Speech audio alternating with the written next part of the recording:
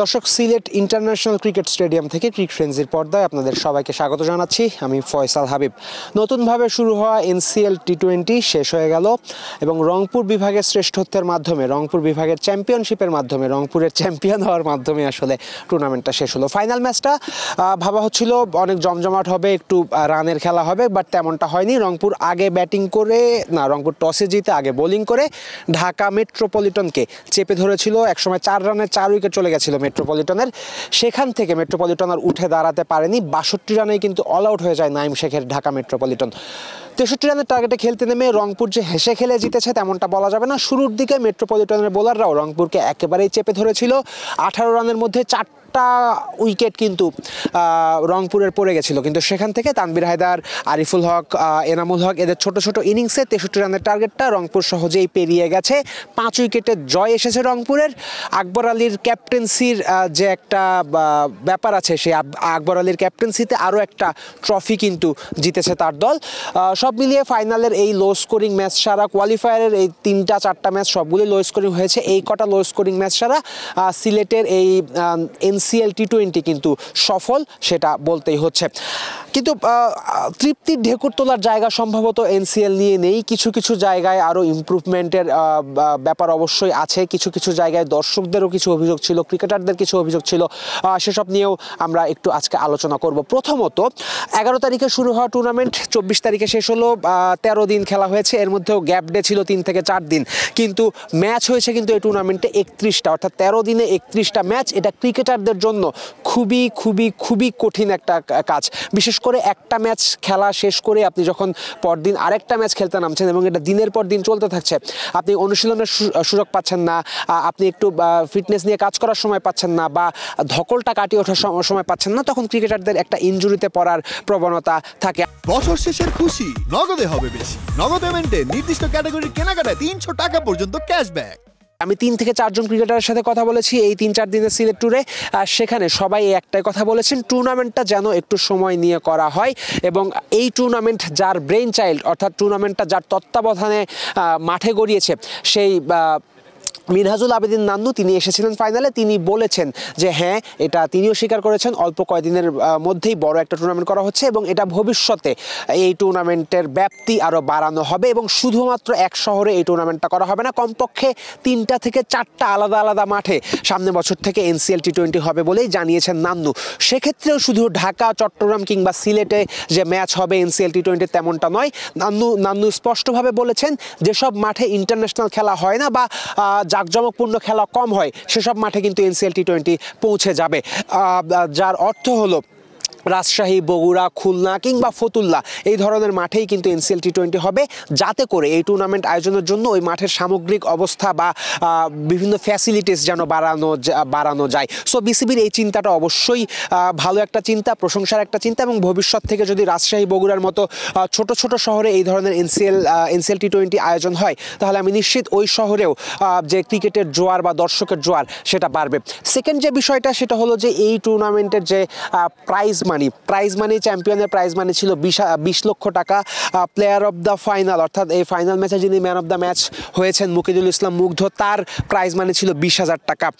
আমার মনে হয় এই প্রাইজ মানিটা বাড়ানো সম্ভব এবং বাড়ানো উচিত। কেন বাড়ানো উচিত আমি বলি। কদিন আগেই আলাউদ্দিন বাবু, চ্যাম্পিয়ন দলের যিনি সদস্য বা টুর্নামেন্টের সর্বোচ্চ উইকেট শিকারী, তিনি বলছিলেন যে রংপুর বিভাগের কোনো জেলাতেই তেমন জেলা লিগ কিন্তু হয় না। ঠাকুরগাঁয়ে জেলা লিগ তেমনভাবে বছর বছর হয় না, গাইবান্ধায় হয় না, হয়তো বা দিনাজপুরে হয় না। তো যখন আপনার পুরো জেলার একটা জেলা স্টেডিয়ামে বছরে অন্তত একটা জেলা লিগ হবে, ওই জেলা লিগে আমি ভালো করব, এই চিন্তায় একজন ক্রিকেটার ভালো করে প্র্যাকটিস করতে চাইবে, পুরো বছর ধরে ভালো করে প্রিপারেশন নিতে চাইবে।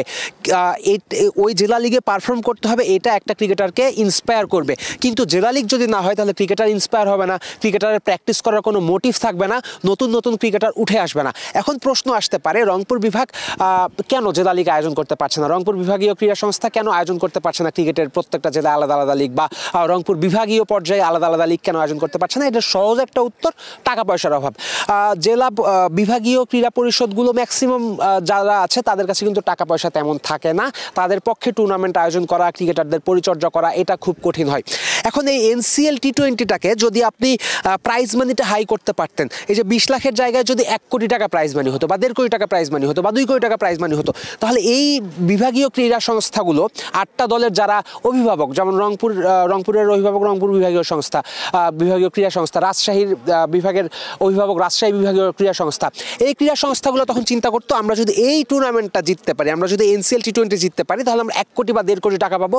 এটা দিয়ে আমরা আমাদের ক্রিকেটের অবকাঠামো উন্নয়ন করতে পারবো, আমরা নতুন নতুন ক্রিকেটার তুলে আনতে পারবো, আমরা এত ভালো দল বানাবো যেন আমরা ভবিষ্যতে এই চ্যাম্পিয়নশিপটা ডিফেন্ড করতে পারি। মোরাল অফ দ্য স্টোরি হলো যে এই যে রংপুর এবার জিতলো, রংপুর এই টুর্নামেন্টটা জেতার জন্য অবশ্যই তারা গর্বিত হবে, কিন্তু টুর্নামেন্টটা আমাদের প্লেয়ারদের এমন চিন্তা তো আসা উচিত যে আমরা এটা জিতেছি, এটা আমাদের ডিফেন্ড করতে হবে, কারণ এটা যদি আমরা আবার জিতি তাহলে আবার আমরা অনেকগুলো টাকা পাবো। এই টাকা দিয়ে রংপুর বিভাগের ক্রিকেটের জিনিসপত্র উন্নয়ন হবে, রংপুর বিভাগের মাঠ উন্নয়ন হবে, রংপুর বিভাগে নতুন নতুন ক্রিকেটার উঠে আসবে।